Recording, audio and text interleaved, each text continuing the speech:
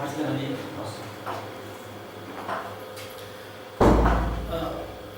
morning, friends. Last time we have studied on topic engineering geology, and the contents for the topic was scope of engineering geology, geology and civil engineering, earth processes, the layers of earth, the layers of atmosphere, biosphere. Today we will see, we will summarize the biosphere, and further we will study classification of rocks, their functions, their advantages and disadvantages. So let's start with this.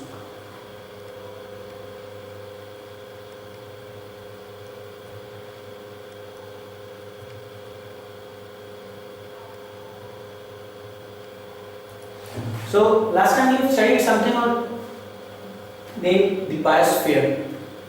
Biosphere, it has our system have this atmosphere, hydrosphere, biosphere and geosphere.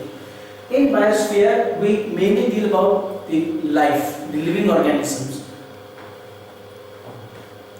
So the earth have four major systems to interact, and out of that the biosphere is one where living organisms interact with each other and play their part in ecology. For example, life on earth, sea life, plants, flying creatures, humans, encompasses hydrosphere, upper geosphere and lower atmosphere.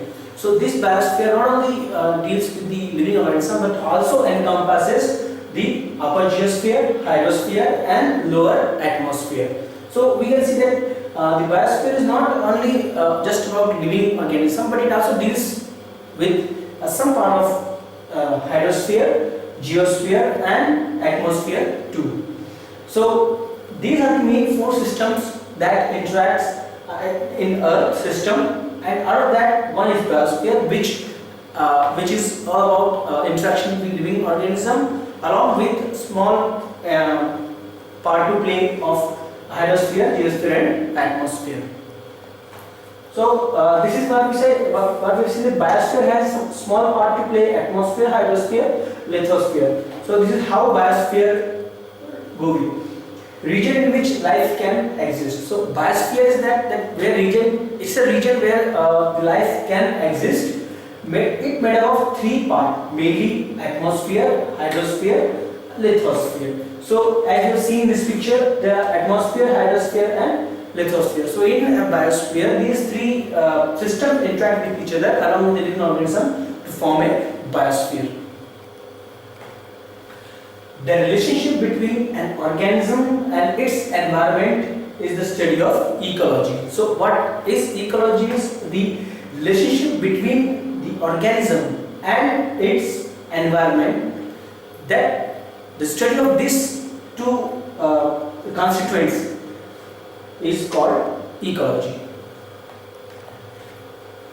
Living things interact with non-living things in the biosphere. So in biosphere, living things interact with non-living thing, living thing interact with living thing, and these two major interactions that comes under the biosphere. So there are certain factors, both biotic and abiotic. So first of all, for biotic factors, living components in the biosphere. What does biotic factor means? Biotic factor means all the living organisms which exist in the biosphere. We name on the Earth system. We name them under the category biotic factors. Biotic means of or related to life. So biotic is all about life or related to life, living organisms. Plants, animals, fungi, protists and bacteria all are biotic or living factors. So anything which deals with living factors comes under the biotic factors. Now abiotic factors, non-living components in the biosphere. So in a biosphere, when we talk about the non-living organisms, we are mainly talking about the abiotic factors. Environmental factors such as habitat, pond, lake, ocean, desert, mountains, or weather such as temperature, cloud, cover, rain, snow, hurricanes, etc. are abiotic factors. So when we are talking about abiotic factors, we mainly dealing with the non-living things on the earth, such as the we just told about before, this pond, desert, oceans, then here atmosphere, clouds, snow, rain, and many.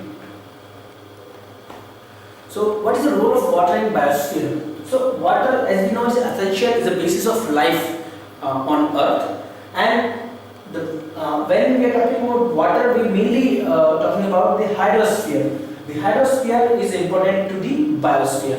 So as we say that for a living organism, water is necessary for living. So we are also saying that biosphere, which we have already seen, that hydrosphere is a part of biosphere, small part of biosphere. So hydrosphere is important to the biosphere. That's why hydrosphere is important to the biosphere. Now, the role of sun for the biosphere. The sun provides the light and the heat necessary to maintain the life on Earth. So, all the energy we are getting from the sun, and that energy is being converted by the plants in for making their food, which are the primary producers, and then these are the producers, then primary consumers, then secondary consumers, and tertiary consumers. So, when we are talking about sun, the role of sun is that it gives energy and it drives the various cycles, ecological cycles on the earth.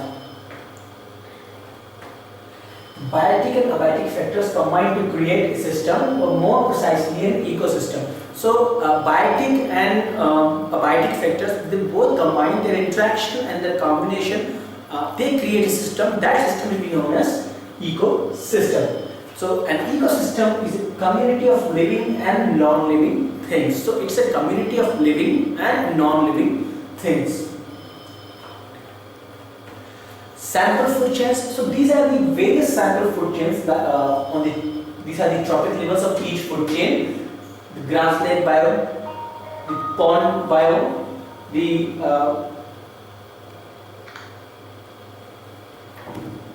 pond biome, and the ocean biome. So the primary producer, grass in grassland biome, then the grass is eaten by grasshopper, then grasshopper is eaten by a rat, then snake, and then hawk. So this is a one chain, food chain, where the producers are primary producers are grass, which make their food using solar energy from sun, and then it is being eaten by grasshopper. So the grasshopper becomes the primary consumer. The rat becomes, because rat eats grasshopper, or rat eats the insects which eat the plants. So that's why they are secondary consumers. Then tertiary consumers are snake, which eat rats, and the hawk, which eats snakes. So there completes a cycle. After this, again there is a decomposition where bacteria, fungi, and then after decomposition of, like, if there is a decomposition of hawk, that hawk body is being decomposed by the fungi, bacteria, and then again it is converted into a soluble salts, and again those salts are dissolved in the soil, and again the grass or the plants will take those salts as minerals, and again produce food, and again this cycle will go on for eternity. Now it is in pond. Algae, which takes sun energy, solar energy, produce their food. Mosquito larvae feed on algae. The dragonfly and larva feed on mosquito. Fish feed on the dragonfly or larva, and raccoon feed on fish. So this is another cycle on the which we said pond cycle. Now the ocean. In ocean, phytoplankton. Phytoplankton is a kind of it's a herbs which are on the let's say the shallow waters in oceans or in deep also. So they grows in the bottom, on the bottom crust of the oceans, whether it's shallow, deeper, and the zooplankton eats the phytoplankton, and the zooplankton is being eaten by the fish. Fish is eaten by the seal, and she is eaten by the white shark. Again, when shark dies, so their body decomposes by the fungi and the bacteria, and again the cycle will be starting from the cytoplasm. So we are seeing very cycle. There is one more cycle where this is the major cycle and this is the most common cycle we come across in our daily life. This is the plants were eaten by the primary consumers, which eat plants or herbs, and those were eaten by the secondary consumers. They are alive, only carnivorous. So when we are talking about the tertiary consumers, they are carnivorous that eat other carnivores. So these tertiary, on the tertiary level, those tertiary level animals or the consumers, they eat the carnivores. So this is the tertiary consumers. The example of tertiary consumers are killer whales. They eat other carnivores. Dolphins are the secondary consumer. They eat a herbivore. Herring, primary consumer. They eat only plants, and phytoplankton. This plant produces its own food. Now this is a cycle. It starts from, let's say, here, plant grows into a tree, then eaten by the grasshopper, or caterpillar, then eaten by the bird, then eaten by the hawk, then hawk is eaten by another carnivorous, and again that will die decompose into again the salts which were decomposed by fungi and bacteria, and again it goes into the fertilizers. So there is a rule of 10%. 10% the transfer of the energy.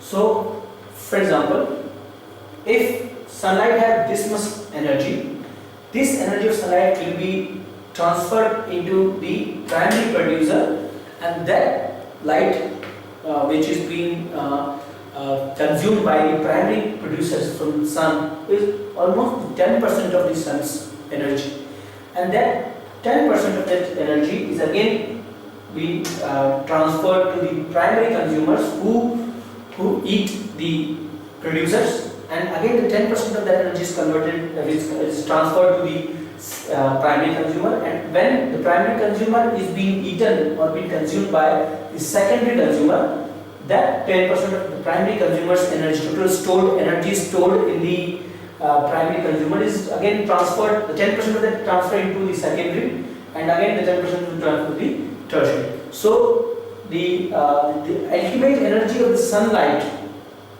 transferred to the tertiary consumers are less. That's why they need more. So that they need more secondary consumers, and the secondary consumers need comparatively less than the tertiary consumer, the primary consumer, and primary consumers eat a lot from the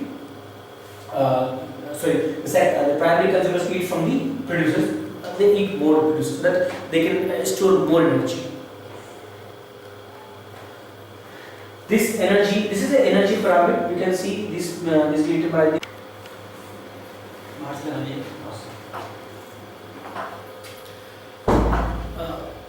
good morning, friends. Last time we have studied on topic engineering geology, and the contents for the topic was scope of engineering geology and civil engineering, earth processes, the layers of earth, the layers of atmosphere, biosphere. Today we will see, we will summarize the biosphere, and further we will study classification of rocks, their functions, their advantages and disadvantages. So let's start with this.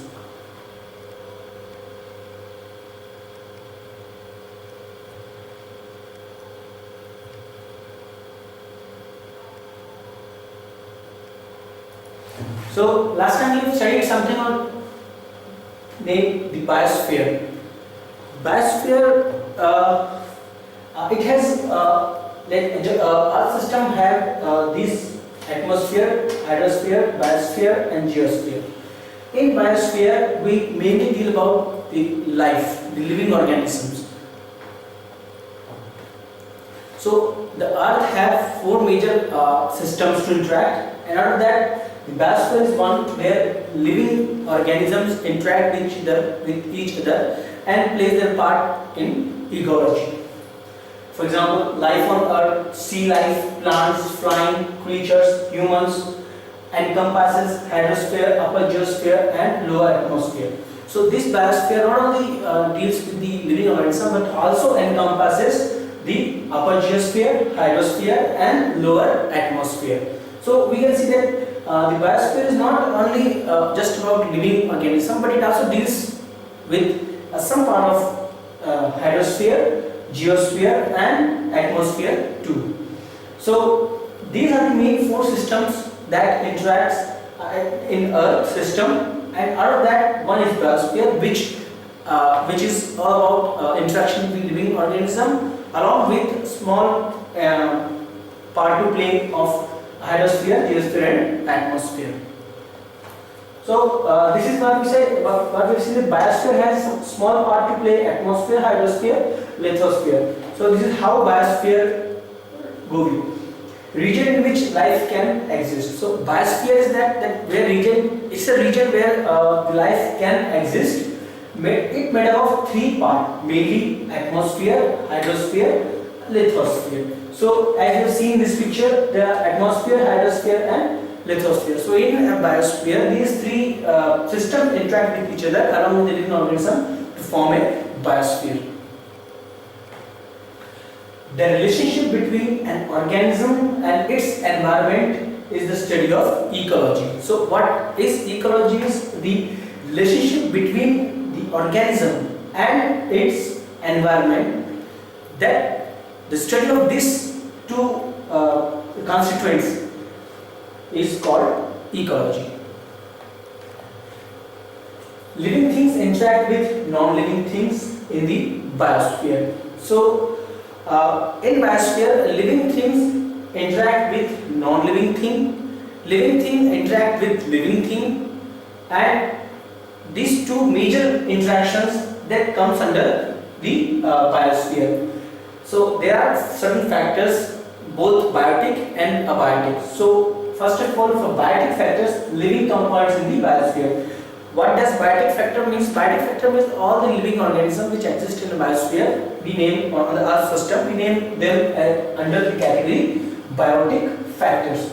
Biotic means of or related to life. So biotic is all about life or related to life, living organisms. Plants, animals, fungi, protists, and bacteria all are biotic or living factors. So anything which deals with living factors comes under the biotic factors. Now, abiotic factors, non-living components in the biosphere. So, in a biosphere, when we talk about the non-living organisms, we are mainly talking about the abiotic factors. Environmental factors such as habitat, pond, lake, ocean, desert, mountains, or weather such as temperature, cloud, cover, rain, snow, hurricanes, etc. are abiotic factors. So when we are talking about abiotic factors, we mainly dealing with the non-living things on the earth, such as the we just told about before, this pond, desert, oceans, then here atmosphere, clouds, snow, rain, and many.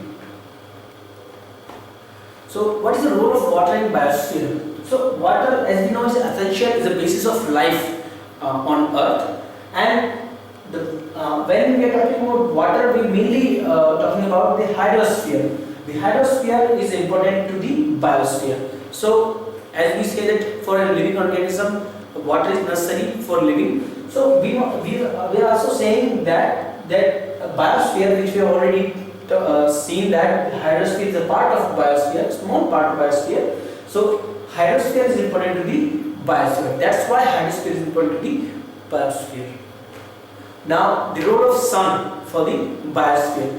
The sun provides the light and the heat necessary to maintain the life on Earth. So all the energy we are getting from the sun, and that energy is being converted by the plants in for making their food, which are the primary producers, and then the these are the producers, then primary consumers, then secondary consumers, and tertiary consumers. So when we are talking about sun, and sun, the role of sun by such that it gives energy and it drives the various cycles, ecological cycles of the earth.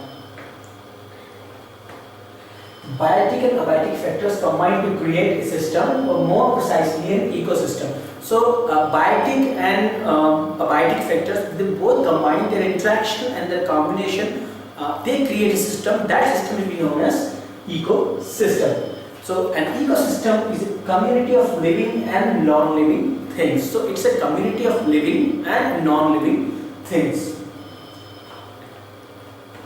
Sample food chains. So these are the various sample food chains these are the trophic levels of each food chain. The grassland biome, the pond biome, the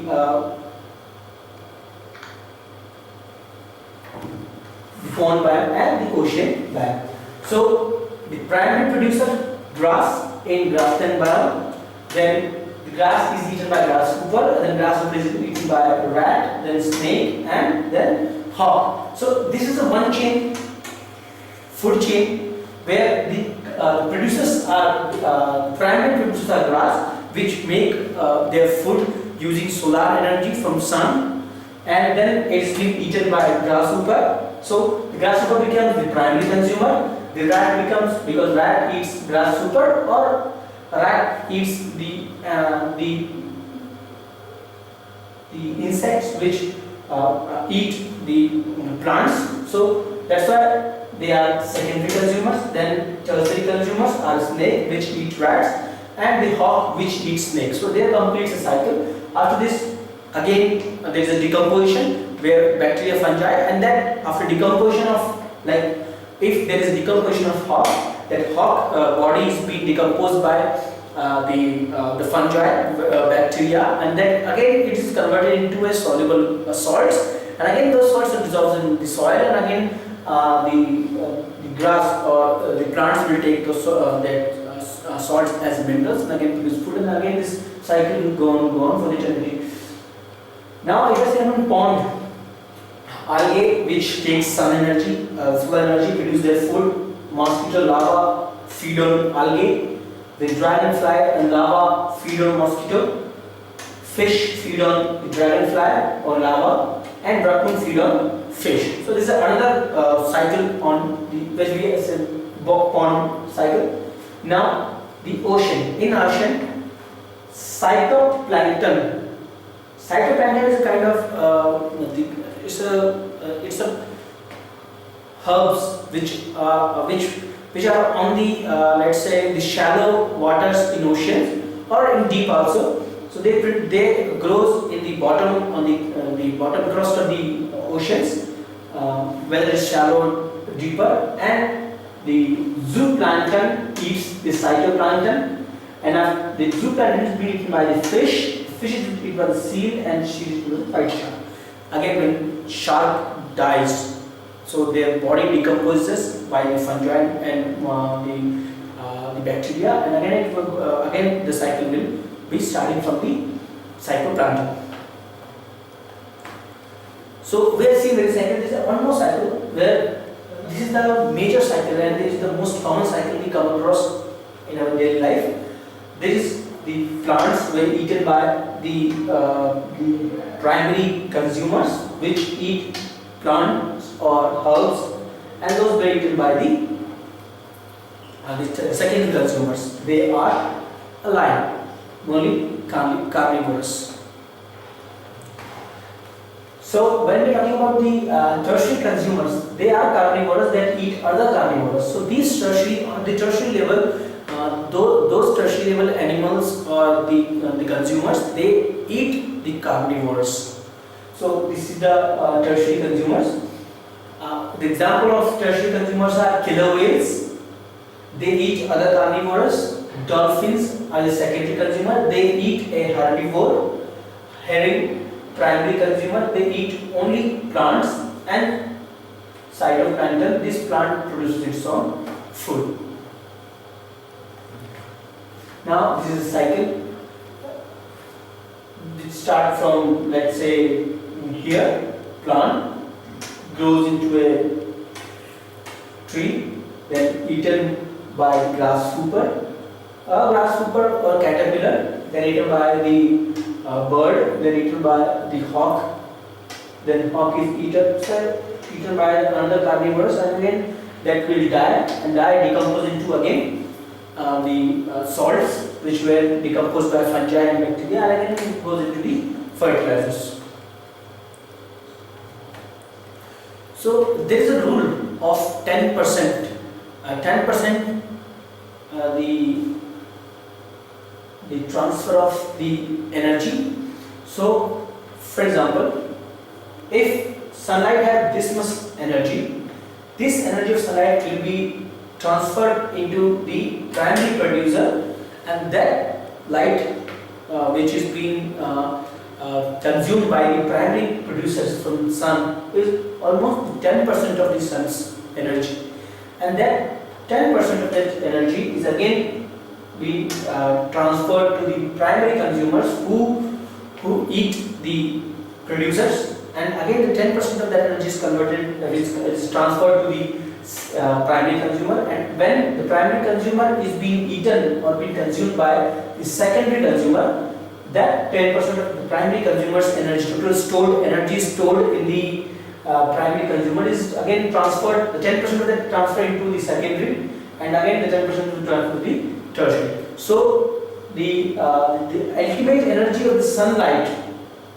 transferred to the tertiary consumers are less. That's why they eat more. So that they need more secondary consumers, and the secondary consumers need comparatively less than the tertiary consumer, the primary consumer, and primary consumers eat a lot from the the primary consumers eat from the producers. They eat more producers so that they can store more energy. This energy, this is the energy pyramid. You can see this related by this and related by this.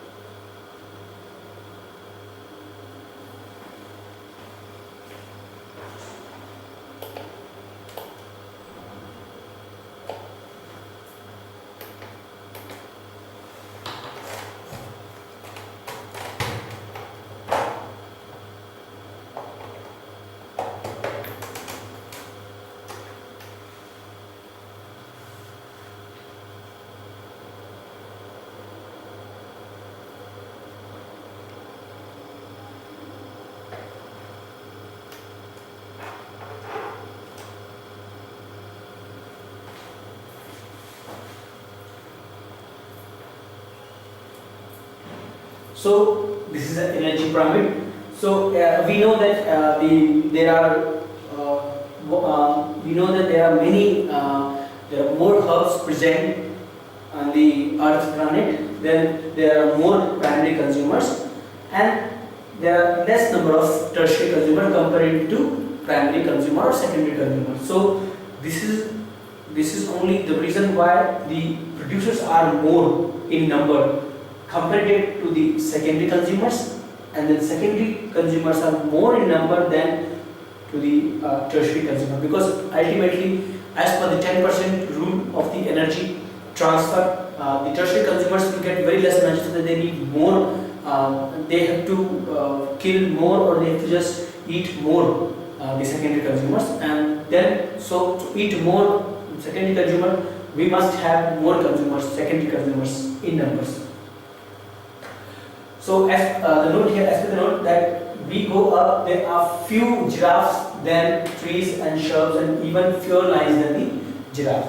So this is how, which I have explained earlier, that why there are more shrubs or herbs, then there are more compared to the primary consumers, and why the primary consumers are more than the secondary consumers or tertiary consumers. So this is another pyramid. So the biosphere, most animals are part of more than one food chain and eat more than one kind of food in order to meet their food and energy requirement. These interconnected food chains form a food web. So there are many animals which eat more than one kind of food. For example, the bears. Bears can eat fish and they can live on the plant as well. So they eat both. They are eating both. They are carnivores as well as herbivores. They can eat both and they can live on both. So they are the key on. They are the key level where two food chains connect each other. So these the interconnection, the interlinking of the food we known as food web. So now we will talk about the classification of rocks.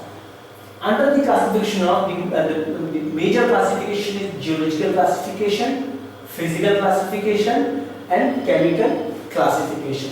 So right now we are dealing with geological classification, which is igneous rocks, sedimentary rocks, metamorphic rocks. After that we will deal with physical classification, which have stratified rocks, non-stratified rocks, foliated rocks. And at the end we will deal with classification chemical, siliceous rock, argillaceous rock, calcareous rock.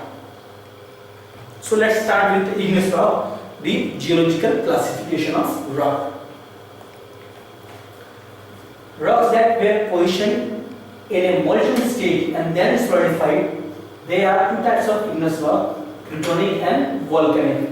So igneous rock, they are first positioned and at the atmosphere as the liquid molten magma, and when they comes up, solidifies and forms into the rocks. They are named as igneous rocks. There are two types of igneous rocks. One is plutonic and another is volcanic. The examples of igneous rocks are these two kinds of rock. Now, if we are talking about granite stone, the characteristics and the properties of the granite stones, the characteristics are: it is hard, can withstand various weather conditions, can last for several years, comes in colors ranging from pink to light or dark grey, unique in pattern, can be exposed to moisture. So this is the characteristics of a granite stone. What are the properties of granite stone? Contains mainly quartz and feldspar. So this is the mineral which they contain, which named as quartz and feldspar. They are, and the number of their numbers on most scale varies from 6 to 7. So this is very hard in nature. The quartz and mineral, the quartz and feldspar mineral. It contains small amount of mica.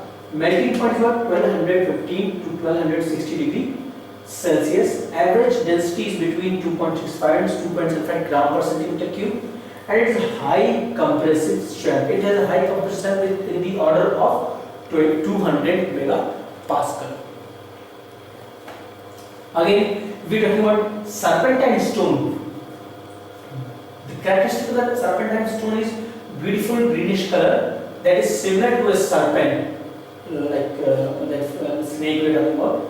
Used as a decorative item, made into jewelries, used only for interior finishes, not weather compatible, and susceptible to ashes.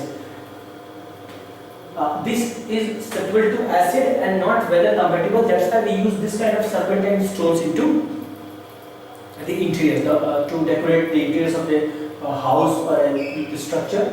The properties of this kind of stones is used as source of magnesium and asbestos.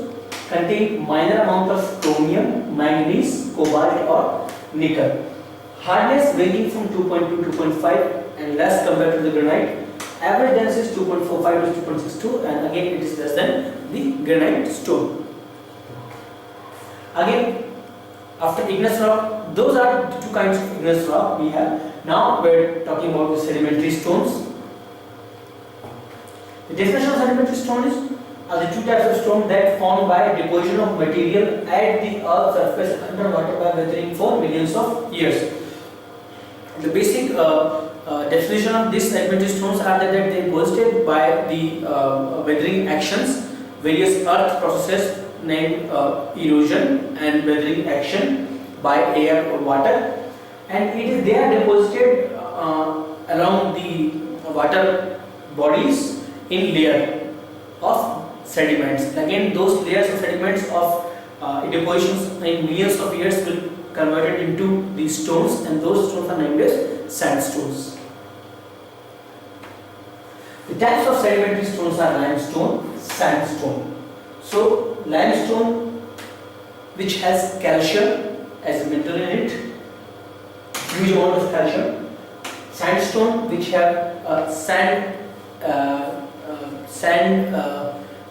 which have sediment, small grains of sands which are deposited in the layer by layer, which ultimately form into sandstone. So it has a small. Initially it was a small grains again deposited into layer, and that layer is named as sedimentary stones. So the limestone, which has a more amount of calcium, it has a more amount of silica. Now, characteristics of limestone: shiny surface turns to marble after being polished. So it has a shiny surface. It turns to marble finishing after being polished. So if you polish limestone, it almost turns into its finishing is almost equivalent to the finishing of a marble. Comes in the color grey, white, yellow and brown. The limestone comes in various colors. Out of that colors are grey, white, yellow and brown. Third, it has softer surface than other stones, easy to be scratched. So you can scratch the limestone because it is not having that much hardness, hard enough. Significant strength and stiffness. It has significant strength and stiffness, commonly found at northern side of the United States. If we are talking about United States, it is found on the northern side of the United States. In India, it is found majorly in the parts of the Rajasthan, the MP, Madhya Pradesh, and in some parts of Andhra Pradesh too.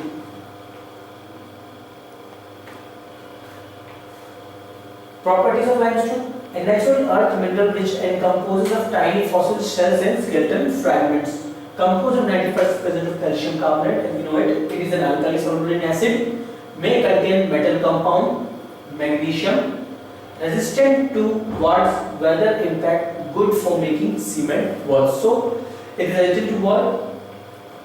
Weather impact, good for making cement walls. So we know that limestone is a major raw material for making of cement, and because it has 95% of calcium, so it is used to make cement, which we use to make various buildings, because it has the property. It has, when it mixes with water, it produces a reaction which gives an adhesive agent which we use, which binds the matrix of concrete together and forms into a artificial stone. So the characteristic of sand. Now after the limestone, the characteristics of sandstone consist of sheets of stones deposited on or atop another. So it's a sheets, as I said, it layer by layer deposition. It's a sheets consist of stones deposited on atop another. One atop another, it is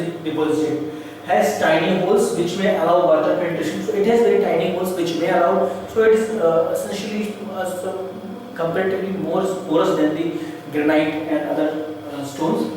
May come in brown, red, pink, purple color. Has a variety of surface structures. So it has a variety of surface structures which vary.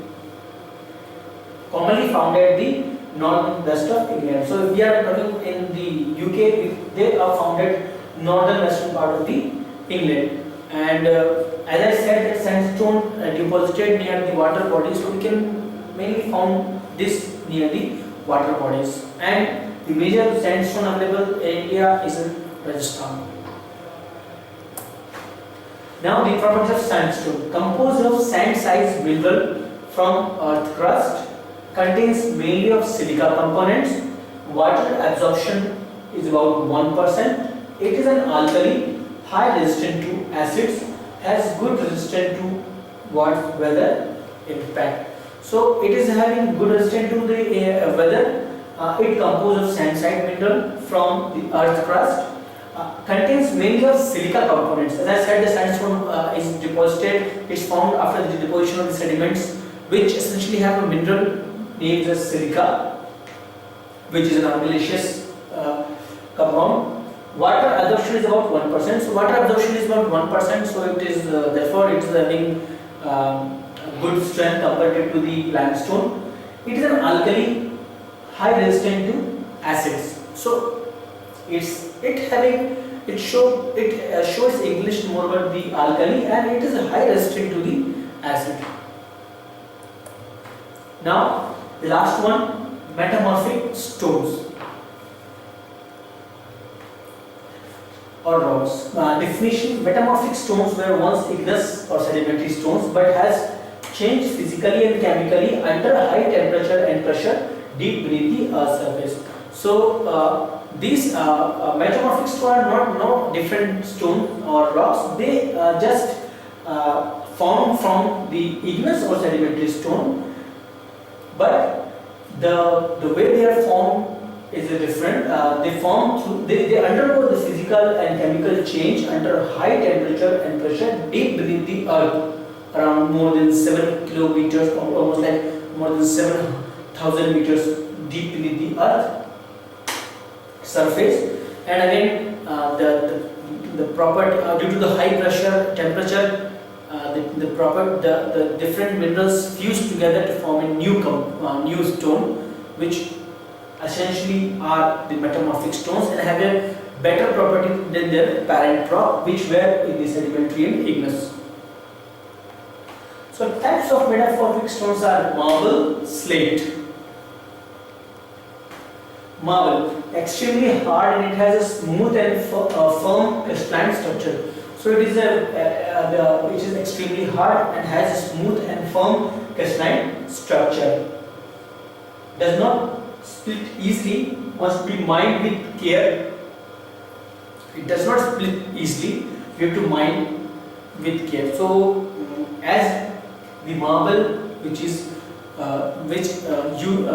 in India is being the hot favorite stone which we use in the interiors of the homes and different buildings. So we have to mine it with care.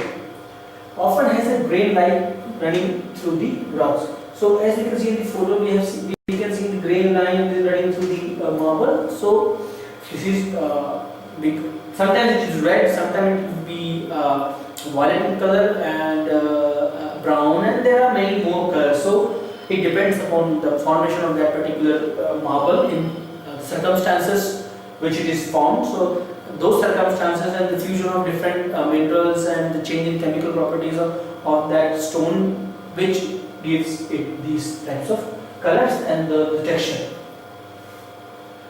Comes in the color of white, black, blue and grey. So it has a different colors which comes in it. Limited porosity, water. So it has a limited porosity. If you keep it more in water for a long period, then it might show some porosity. But for a small amount of time, it shows very less porosity to water. Not easy to penetrate. As I said, it show for a small amount of time, it show very or almost no porosity. So if it is not easily penetrable by water. Marble. So this is the property of the marble. Was formed after the recrystallization of limestone under intense heat and pressure. So as I said, the recrystallization of limestones under intense heat and pressure. composed of calcite component, which is a crystalline form of calcium carbonate. Water absorption is only about 0.5%. So we said mineral by marble formed after recrystallization of limestone under intense heat and pressure. So it is having its parent is limestone, but after recrystallization its property have increased, and the increase in the property and different chemical compositions have increased. The mineral has almost changed itself and again formed into a more formidable stone composed of calcite component, which is a crystalline form of calcium carbonate. So calcite is a mineral which is a crystalline form of calcium carbonate. It is having more strength or more scale. Water absorption is only about 0%. So we have told already that it is almost having less or negligible water absorption. So it is almost 0.5%, is very less. Very resistant to acid. So it is very resistant to acid. That's why the marble can be used to make a building, the exterior of the building, or the whole building can be made of marble. And the very good example of the marble is the Taj Mahal in Agra. High resistant towards weather impact. Good use of for floors and building columns. So you can use this as in a building construction at almost any place, because this marble, the stone is, as I said, is very demanding in making the homes, like houses, buildings, different types of building. And this marble primarily has been used in one of these the wonders of the world in India, named Taj Mahal. And this, as here it is stated that high resistant towards the weather impact, good use for floor.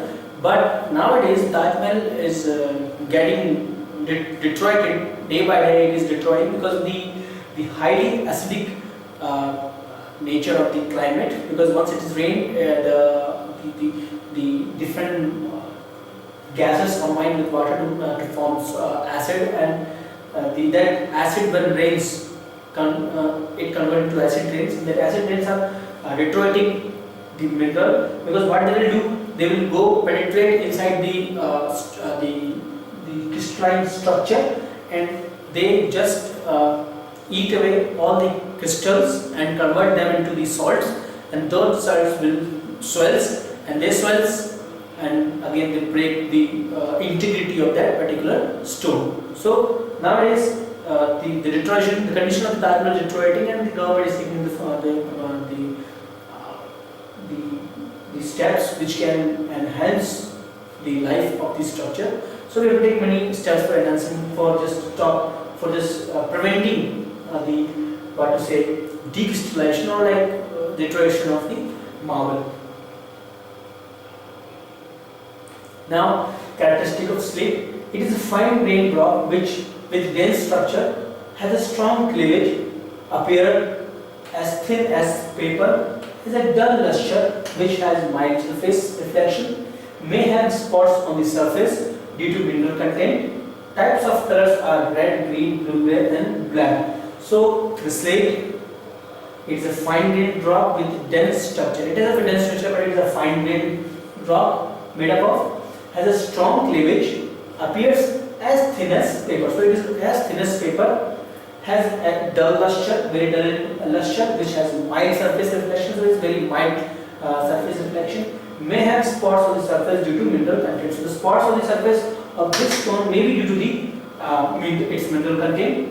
And the color, you can see the grey line running through the marble. So this is sometimes it is red, sometimes it will be violet in color, and brown, and there are many more colors. So it depends upon the formation of that particular marble in the circumstances which it is formed. So those circumstances and the fusion of different minerals and the change in chemical properties of that stone, which gives it these types of colors and the texture.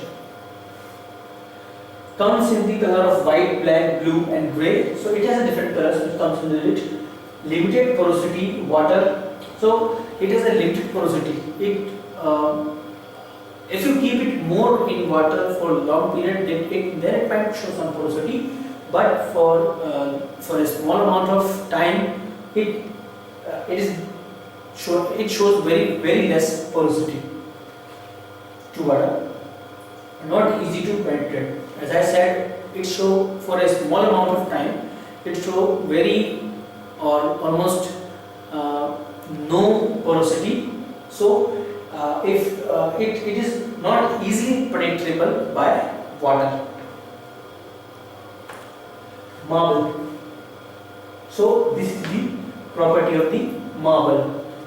Was formed after the recrystallization of limestone under intense heat and pressure. So as I said, the recrystallization of limestones under intense heat and pressure, composed of calcite component, which is a crystalline form of calcium carbonate. Water absorption is only about 0.5%. So we said mineral by marble formed after recrystallization of limestone under intense heat and pressure. So it is having its parent is limestone, but after recrystallization its property have increased, and the increase in the property and different chemical compositions have increased. The mineral has almost changed itself and again formed into a more formidable stone, composed of calcite component, which is a crystalline form of calcium carbonate. So calcite is a mineral which is a crystalline form of calcium carbonate. It is having more strength or more scale. Water absorption is only about 0%. So we have told already that it is almost having less or negligible water absorption. So it is almost 0.5%, is very less. Very resistant to acid. So it is very resistant to acid. That's why the marble can be used to make a building, the exterior of the building, or the whole building can be made of marble. And the very good example of the marble is the Taj Mahal in Agra. High resistant towards weather impact. Good use of for floors and building columns.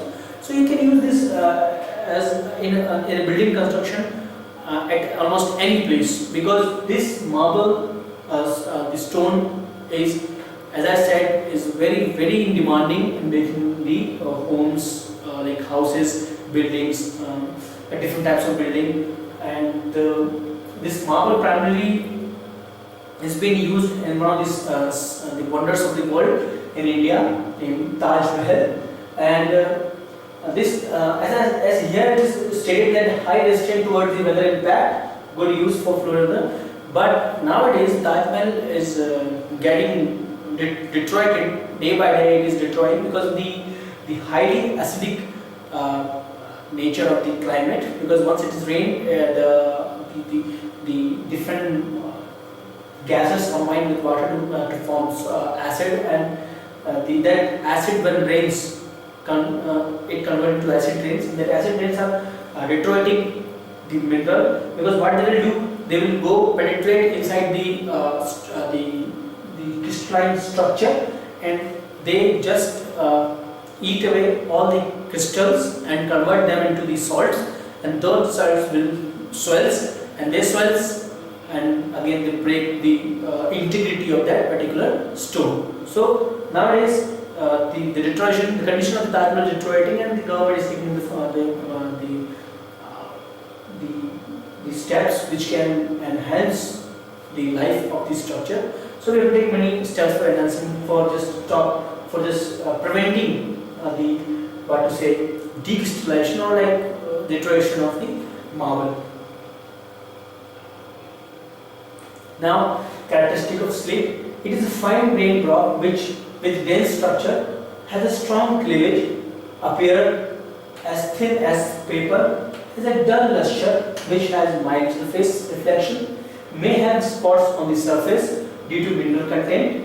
Types of colors are red, green, blue, gray, and black. So the slate, it is a fine grained rock with dense structure. It has a dense structure, but it is a fine grained rock made up of, has a strong cleavage, appears as thin as paper. So it is as thin as paper, has a dull luster, very dull luster, which has mild surface reflection. So it is very mild surface reflection. May have spots on the surface due to mineral content. So the spots on the surface of this stone may be due to its mineral content, and the color it has, it bears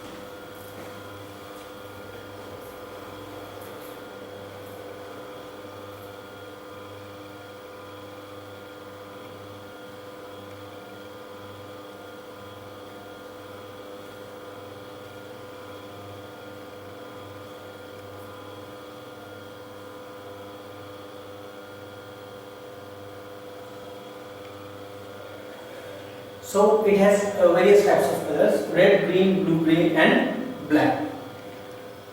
So the properties of slate are: it is made up of parallel foliated plates able to break into thin plates evenly, composed of minerals quartz and muscovite. These are the minerals. Ranks off at 5.5 on the Mohs scale, which is a hardness scale where we can scale the stones to its hardness level. Hard enough to scratch glass and steel, fairly resistant to acid and staining, extremely resistant to weather impact, which makes it a roof tile material. So the weight of this slide is very less, so it can use as a roof tile material. And as I said, it's a metamorphic rock, so it has a high integrity and good resistant from the acid. It's made up of parallel foliated rock plates able to break into thin plates evenly. So it is made of the sheets or the plates, so we can break it into easily, like into small plates, where we can use these plates into the roof like a tile. Composed of thin minerals like quartz and muscovite. Quartz and muscovite have a good hardness, and it ranks good at the Mohs scale. Ranks almost 5.5 on the Mohs scale. Hard enough to scratch glass and steel. Fairly resistant to acid and staining, and extremely resistant to weather. So we can use it. Ultimately, can use it too. Now the functions, advantages and disadvantages. So igneous rocks function is used inside buildings such as banks, offices, used as long-lasting monuments. Granite can be used for brick and decoration on buildings. So we can use this. The functions of the igneous rocks are that you can use granite is a kind of igneous rock. You can use it in the decoration of buildings. We can use for the long-lasting monuments. For example, Taj Mahal, we have already used it. Some of the part of the Taj Mahal is being made by granite also inside the building. Used inside buildings such as banks and offices. So we can use in banks and offices and houses. The granite can be used at the kitchen inside the room, and it is mostly used in the banks. Advantages: it's stain resistant, sanitary, non-porous. It is non-porous, and you can use it in sanitary.